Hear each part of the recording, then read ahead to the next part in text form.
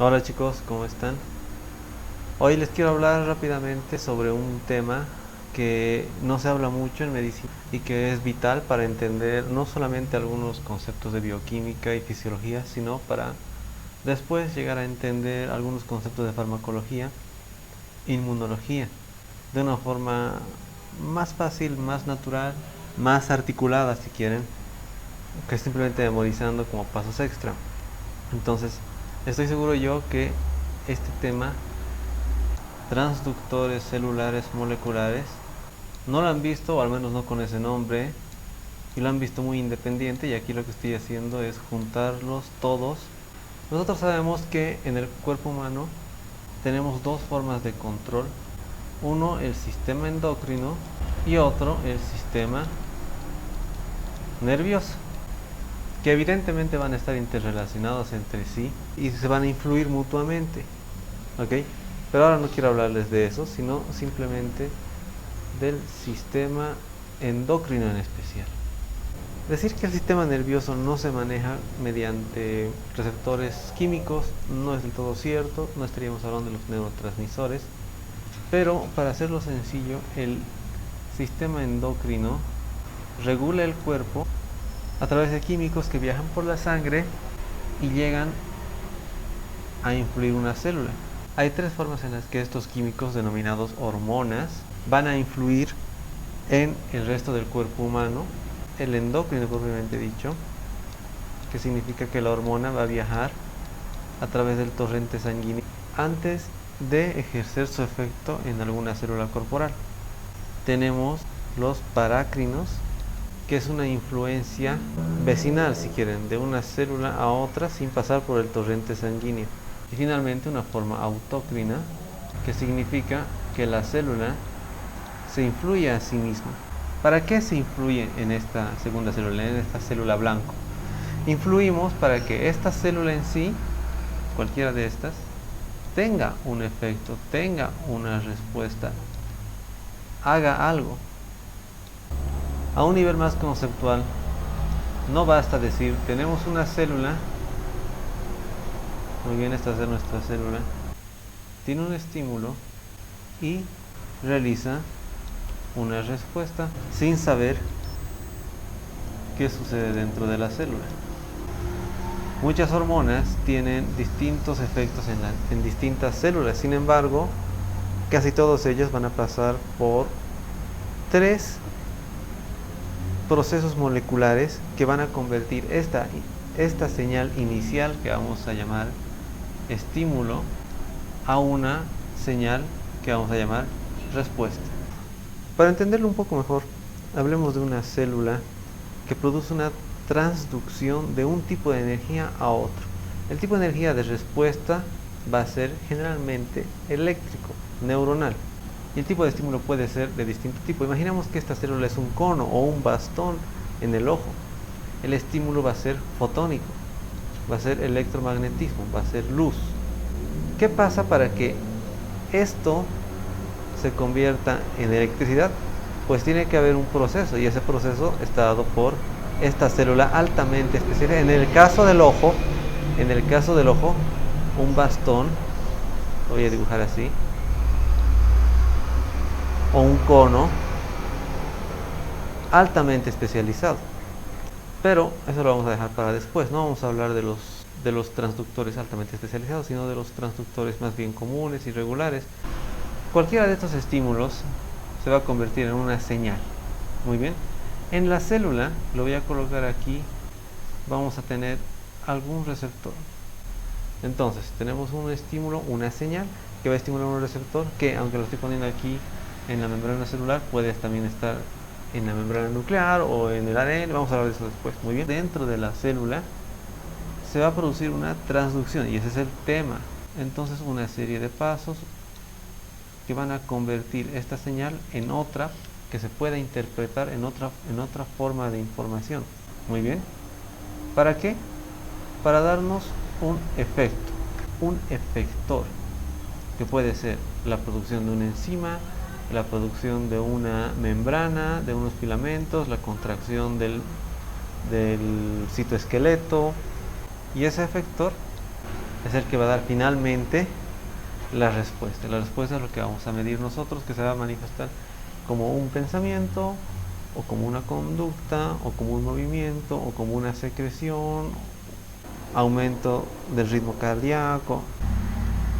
Una vez que hemos entendido lo básico, vámonos de uno en uno con los 3 receptores y sus transducciones más comunes. Muy bien, empecemos hablando de la proteína G. Tenemos aquí la membrana celular, que ustedes lo van a reconocer con su doble membrana lipídica, con sus fosfolípidos, sus cabecitas y sus colitas de ácidos grasos. Estoy seguro de que ya han visto este esquema varias veces. Recordemos que en la membrana celular la proteína G es una proteína transmembranal que funciona como un receptor de membrana. Esta es una proteína compuesta de 7 dominios transmembranales. En el dominio intracelular vamos a tener otras proteínas que van a estar asociadas a este receptor de proteína G. La adenilciclasa, que es probablemente la más importante, y una proteína que va a tener 2 subunidades, alfa y beta.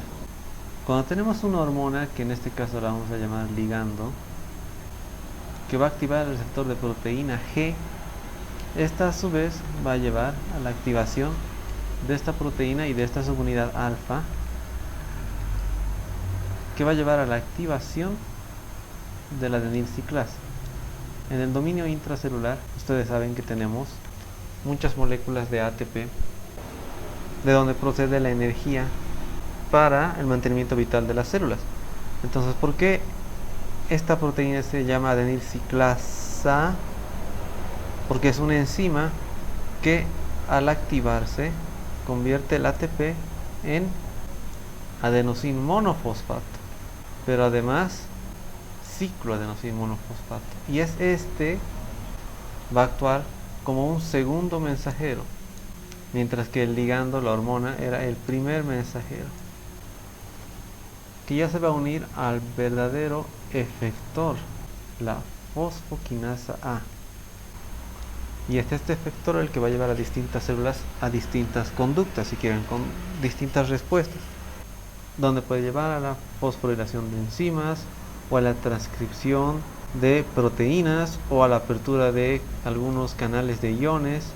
Esto se llama cascada de respuesta fosfoquinasa A, mediada por cicloadenosín monofosfato. Lo vamos a entender mejor con un ejemplo. Vamos a poner las proteínas asociadas a proteína G nuevamente en sus subunidades alfa y beta. Vamos a poner aquí la adenilciclasa por un lado, y aquí la guanosinciclasa. Algunas catecolaminas, como la adrenalina y la noradrenalina, van a funcionar como hormonas que van a activar la proteína G, primer mensajero, que va a llevar a la activación de la adenilciclasa, y la adenilciclasa a la producción de cicloadenosín monofosfato, y esta a su vez va a activar la fosfoquinasa, y esta va a tener un efecto final que va a ser vasoconstricción arteriolar. Además, dice, la adrenalina y la noradrenalina van a estimular la guanosinciclasa, que va a producir, del mismo modo que este produce cicloadenosín monofosfato, este va a producir cicloguanosín monofosfato, que está íntimamente asociado al inositol trifosfato, que está ampliamente asociado a la apertura de canales de calcio. Y nosotros sabemos que los canales de calcio están asociados a la constricción de células musculares. Entonces, ambos van a producir vasoconstricción. Ese es su efecto. Finalmente, en células inmunitarias, por ejemplo, el cicloadenosín monofosfato va a llevar a la estimulación de la fosfolipasa A, y la fosfolipasa A reduce la membrana celular para la producción de eicosanoides asociadas a la inflamación. Hablemos brevemente de este receptor, el receptor asociado a tirosinquinasa. Son proteínas que tienen dominios transmembranales y mejor dicho, dos dominios extracelulares, y cada subunidad de este receptor asociado a tirosinquinasa va a activar a la subunidad contraria, y este proceso se llama autofosforilación. Y una vez que se autofosforile, se activa esta molécula denominada RAS. RAS es una proteína de asociación de guanosin trifosfato, pero es distinta a la guanosin trifosfato activada por proteínas G. Pero para llegar a activar el RAS, la fosforilación primero tiene que inducir la activación de la proteína de unión al receptor de factor de crecimiento. Es esto: Growth Factor Reaction Binding Protein 2. Esta va a activar al RAS reclutando a esta proteína denominada SOS, que va a inducir el cambio de un guanosin difosfato por un guanosin trifosfato en esta proteína RAS. Entonces ponemos, el SOS se activa y lo que hace es inducir el guanosin trifosfato al RAS y eliminar el GDP.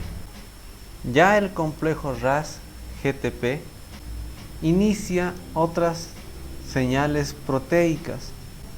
Algunas de estas señales proteicas van a ser, por ejemplo, RAF1, o seguramente esto que lo van a escuchar eventualmente y bastante seguido, MAP sinasa. ¿Qué tipo de molécula va a ser el ligando que activa a estos receptores? Pues generalmente factores de crecimiento, insulina y triiodotironina y tiroxina. ¿Por qué? Estas moléculas RAF1 y MAP sinasa están asociadas a un catabolismo proteico. Son receptores metabotrópicos. Existen otros receptores que no van a estar asociados a moléculas de autofosforilación, pero también van a responder, están asociados a tirosina. Estos van a inducir una fosforilación de otras moléculas, pero van a estar especialmente asociadas con estas dos, SRC, que lo van a escuchar, y familia Janus, JAK2. También van a ser metabotrópicas, van a aumentar el catabolismo proteico, pero en especial estas dos con el mecanismo de inflamación. Es decir, que las moléculas que van a inducir van a ser interleucinas en especial, como interleucina 1, factor de necrosis tumoral y otros ligandos asociados a la inflamación. Finalmente hay un tercer tipo de receptor de membrana que van a ser canales asociados a ligandos, tan simple como es. Y a diferencia de los otros receptores que hemos visto que se llaman metabotrópicos, los anteriores, estos receptores van a presentar respuestas inmediatas y por tanto se llaman receptores inotrópicos. Se encuentran predominantemente en la región sináptica o en la placa neuromuscular. Y por ejemplo podemos hablar de los canales iónicos asociados a acetilcolina, que van a inducir la abertura de los canales de sodio y van a inducir una contracción muscular. Bueno, hemos hablado principalmente de receptores extracelulares y ahora quiero hablar rápidamente de otro tipo de receptores, los receptores intracelulares. Estos receptores, más que ser receptores intracelulares, en realidad se encuentran en el núcleo y algunas se encuentran directamente sobre el ADN. En especial, ¿cuáles? Por ejemplo, los receptores de esteroides, que van a modificar directamente el ADN para inducir la formación de ARN mensajero y por tanto aumento del catabolismo, digo del anabolismo, aumento del anabolismo. Por eso esteroides anabólicos los que aumentan la masa muscular. Bueno, espero que este video les haya sido de utilidad. Estos temas son un poco más de biología molecular, pero ayudan mucho para comprender fisiología molecular y les van a ayudar mucho para entender farmacología y en especial inmunología, porque cuando uno entra a la materia de inmunología hay que armonizar esto desde cero y es como que uno no tiene de qué agarrarse. Hay un montón de moléculas que tienen muchos nombres y que no están en orden y todo está súper desordenado. Muchas gracias por ver el video, espero que les haya servido y si te ha servido no olvides recomendar y comentar.